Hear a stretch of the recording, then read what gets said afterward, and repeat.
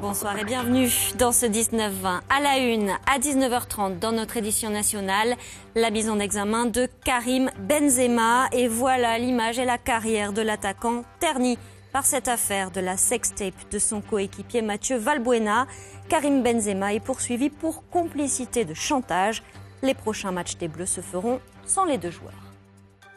Au sommaire en Languedoc-Roussillon, le nouveau coup de colère des surveillants de la maison d'arrêt de Villeneuve-les-Maglones contre le manque de moyens et les conditions de travail qui se dégradent. Ils ont bloqué la prison ce matin. L'Éducation nationale décrète la mobilisation générale contre le harcèlement. Dans la région, plusieurs établissements testent la mise en place de médiateurs. On en parle avec Jackie Pamard, ancienne élève harcelée et aujourd'hui président d'une association qui lutte contre ce fléau. Et puis Philippe Lucas va-t-il faire émerger un pôle de nageurs d'élite à Montpellier? L'envie est là. Reste à trouver un accord financier.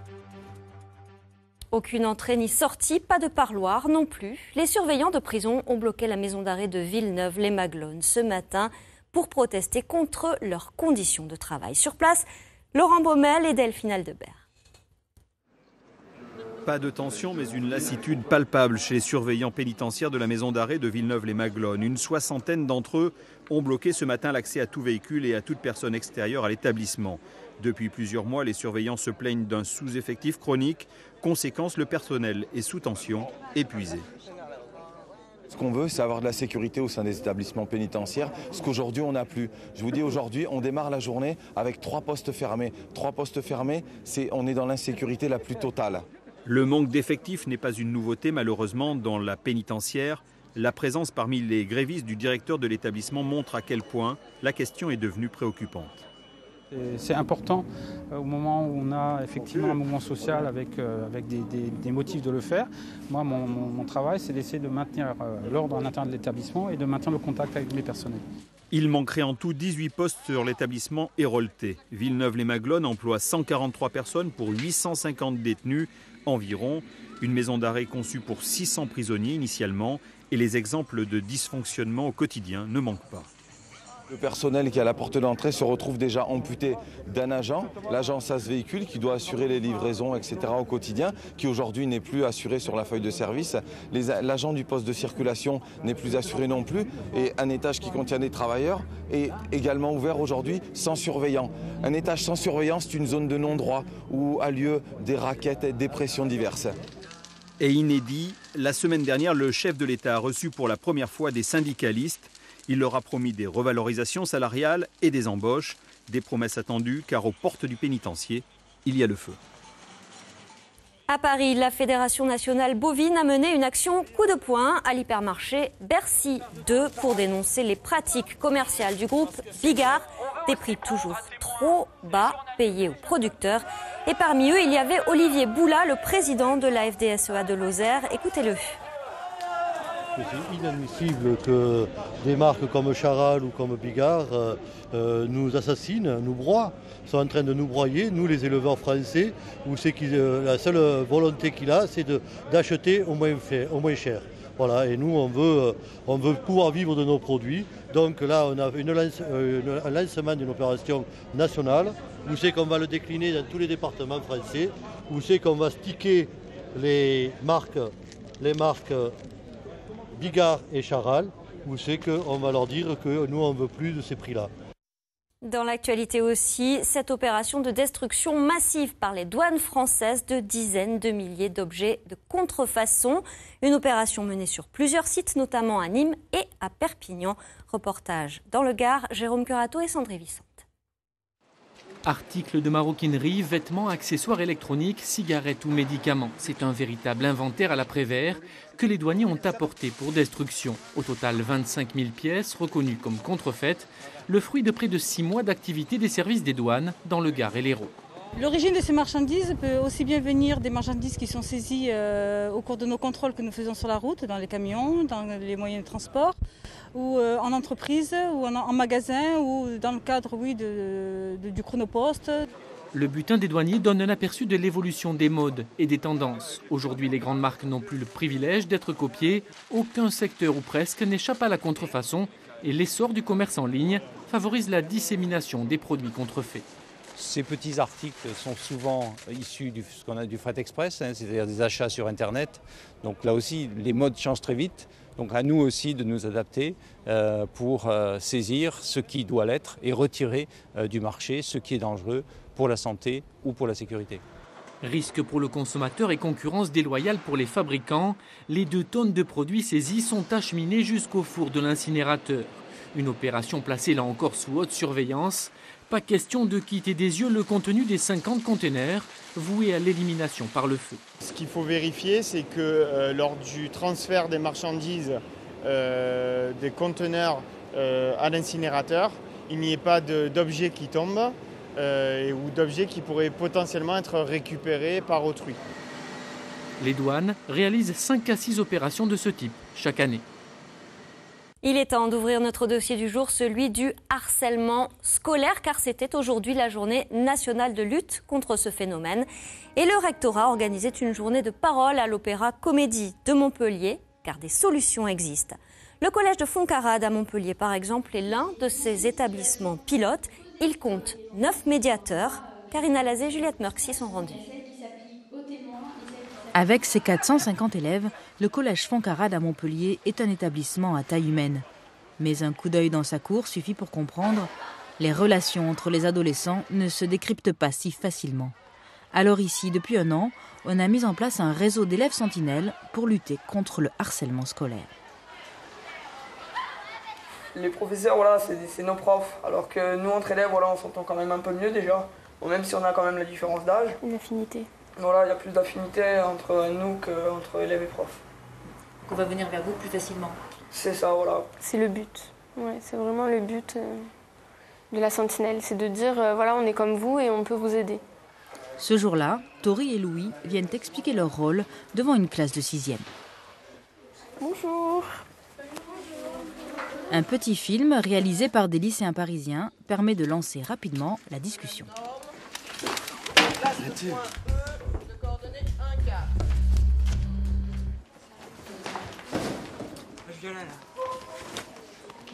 Lâche-moi.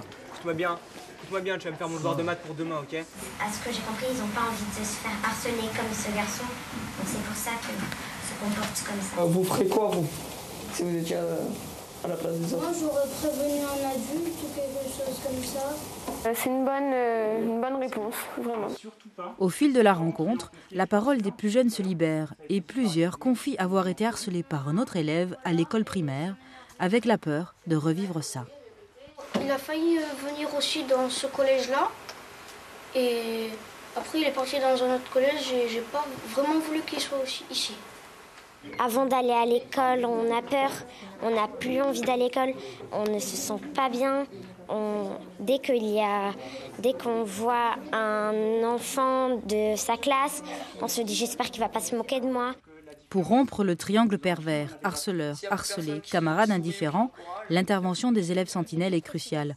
Ils soutiennent la victime, interpellent le reste de la classe sur son comportement. Le harceleur, ce n'est pas leur problème. On n'est pas là pour balancer, on est là pour aider et protéger ceux qui se font harceler.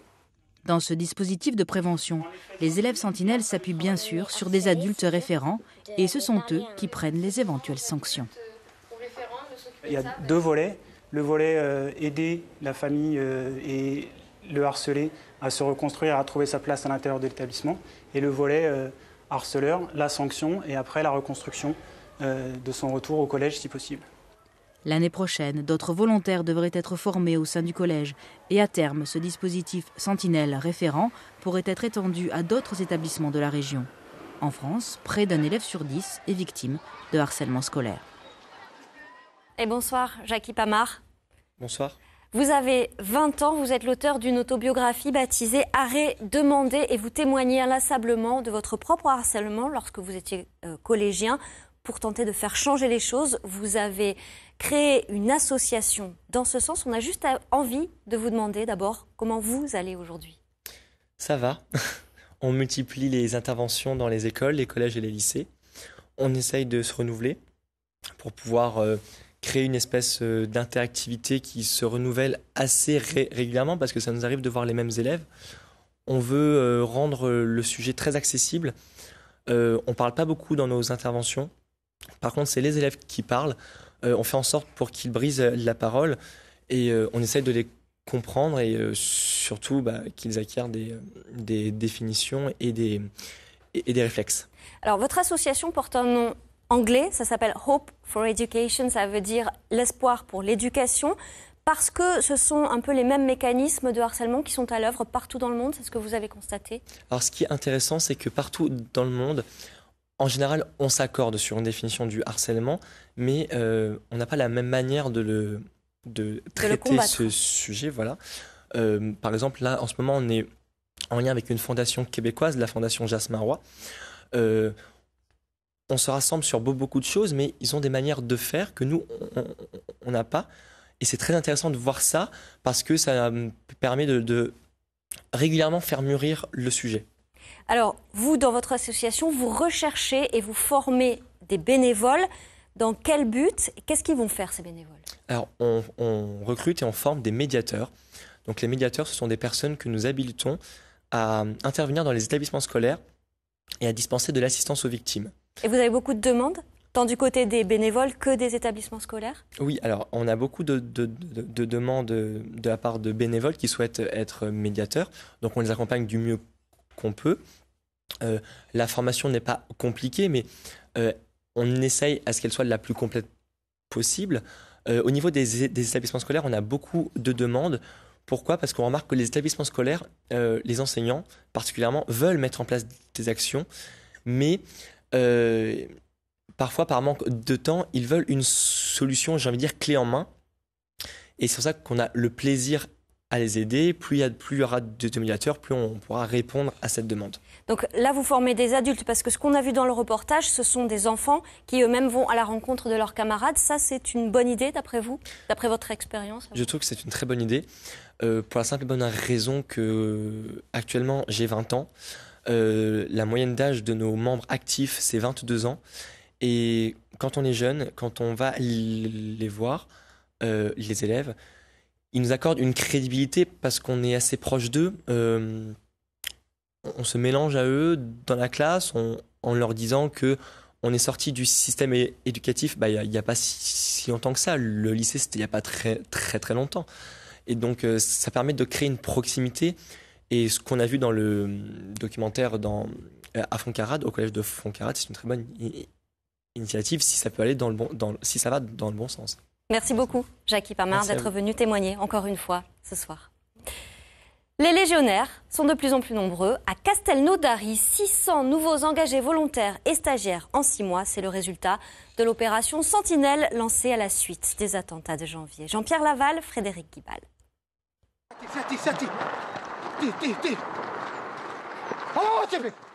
Entraînement soutenu pour les engagés volontaires de la Légion étrangère à Castelnaudary, avec 30 kilos sur le dos, gilet pare-balles et fusil FAMAS. En quelques mois, le 4e régiment est passé de 1000 à 1600 hommes. Aussi a-t-il fallu étoffer l'encadrement. J'avais avant 40 personnels permanents. Maintenant, avec les renforts, je peux monter jusqu'à 60. Donc, on a suffisamment de cadres pour former et faire une formation de qualité. On n'a pas baissé en termes de qualité. En quelques mois, les crises internationales et les attentats ont bouleversé les plans de la défense nationale en France. L'armée de terre assure l'opération Sentinelle et la Légion étrangère monte en puissance sans aucun problème de recrutement. La Légion étrangère, aujourd'hui, c'est 140 nationalités. Dans chaque section, donc soit à peu près une 60aine de légionnaires au régiment, on trouve plus d'une 30aine de nationalités. Je vous l'ai dit, le recrutement planétaire fait que la Légion ne connaît pas la crise. Un genou au sol, 2 genoux au sol. Pour relever ce défi, le 4e régiment étranger de Castelnaudary a bousculé ses habitudes. Un plan de rationalisation a été mis en œuvre. On a réorganisé, on a passé des chambres de 6 à 11. On a diminué les temps de récupération de l'encadrement et aussi diminué les temps de formation pour pouvoir remplir cette mission. Cette montée en puissance n'est pas prête de s'arrêter à Castelnaudary. Les légionnaires, formés ici en 16 semaines, reviendront au 4e régiment de la capitale chaurienne pour s'orienter plus tard vers des spécialisations. Après Canet, en Roussillon et Narbonne, Philippe Lucas débarque à Montpellier. L'emblématique entraîneur a pris sa licence au club de natation de la ville. Mais pourquoi faire? On va essayer d'y voir clair avec Faïza Garel et Juliette Merck. Son air buté et sa forte personnalité sont presque devenus une marque de fabrique. Philippe Lucas, fidèle à lui-même ce matin en conférence de presse, n'a pas encore confirmé son engagement. Mais le dirigeant du club de natation de Montpellier compte déjà sur lui. Objectif, le garder au moins 4 ans et faire teinter les médailles. Notre club qui était 8e il y a 2 ans a dégringolé à la 35e place l'année dernière, ce qui n'est pas digne de la ville de Montpellier, de la métropole. Et 4 ans, ça passe vite. Je pense que 8 ans, c'est bien. On peut faire déjà un travail sur 2 Olympiades qui est bien. Après, vous savez, j'ai vu Manodou, 3 ans après, elle était championne olympique. Mais ça, c'est des choses qui arrivent rarement quand même. Révélé au grand public avec les succès de sa nageuse fétiche, l'entraîneur s'est éloigné d'elle, mais pas des bassins. Actuellement à Narbonne, il devrait faire les allers-retours entre les 2 clubs jusqu'en septembre. Et pourquoi pas, déjà repérer les championnes de demain. C'est une passion d'entraîner. Donc le dimanche soir, je me dis pas putain demain faut que j'aille au boulot. Non, c'est jamais tracé une passion d'entraîner. J'adore entraîner. Les compètes des fois ça m'emmerde un peu plus. Pas les grandes compétitions, mais faire aujourd'hui j'en ai un peu marre. Mais entraîner non, j'adore. Reste à trouver un arrangement financier avec Montpellier pour boucler sa venue. Son tarif minimum, 150 000 € par an. Une somme que le club espère pouvoir aligner grâce à de nouveaux partenaires. Mais Philippe Lucas n'est pas la seule recrue phare du club. La nageuse Coralie Balmy, 28 ans, est aussi annoncée pour la saison prochaine. Et elle portera les couleurs de Montpellier dès ce week-end. Allez, pour finir, on va faire un tour en monocycle, une discipline venue du cirque qui compte de plus en plus d'adeptes. Jean-Philippe Faure et Nicolas Chataille s'y sont essayés au club de Pérols, c'est près de Montpellier, regardez. Une roue, un pédalier, une selle, il n'en faut pas plus pour constituer un monocycle. Et à Pérols, tous les mercredis au gymnase, c'est tous en selle. Bon, maintenant on essaye de se rassembler sur un pot au milieu, c'est-à-dire on tourne à 4. Allez, viens vers moi, Emilien. Une bande de jeunes passionnés se retrouve pour un travail de maîtrise, de réflexe, à la recherche de l'équilibre parfait. Ça demande des qualités physiques incontestables, en particulier des très bons abdominaux, parce qu'il n'y a pas de cadre, donc ça, c'est fondamental. Un bon sens de l'équilibre, ça demande des réflexes, beaucoup de réflexes, et beaucoup de coordination avec les partenaires. Alors, il y a des exercices qui se font seuls, donc ça... c'est bien et on peut le faire seul, mais quand on est en groupe, il faut vraiment savoir se coordonner. Allez, on garde l'écart. Une fois le monocycle maîtrisé, toute une palette de disciplines est possible, comme la vitesse, le saut en hauteur, le saut en longueur, le marathon. Au dernier championnat de France, le club a brillé en remportant 3 médailles, 2 en or et 1 en argent. On a fait les épreuves et moi, je m'y attendais pas à avoir des médailles. Dès qu'ils ont dit le 3e et le 2e, j'ai pensé qu'on était première. Parce que, en fait, il y avait des filles du challenge qui étaient 2e et elles étaient moins fortes. Et voilà. Issue du cirque, la pratique du monocycle en France est encore confidentielle, bien que depuis quelques années, la discipline rencontre de plus en plus d'adeptes. Mais on est encore bien loin des 1 200 000 licenciés que compte le Japon. Au Japon, en fait, ils apprennent le monocycle au plus jeune âge, dans les écoles. Donc ça permet d'avoir un bon exercice d'équilibre dès le plus jeune âge. Et ils sont très très forts. Allez, hop. Les prochains championnats de France auront lieu ici, à Pérols, un événement attendu avec impatience. D'ailleurs, au club, on y travaille déjà. À suivre vos éditions Pays Gardois, Pays Catalan et bien sûr le supplément de ce journal régional. Restez avec nous.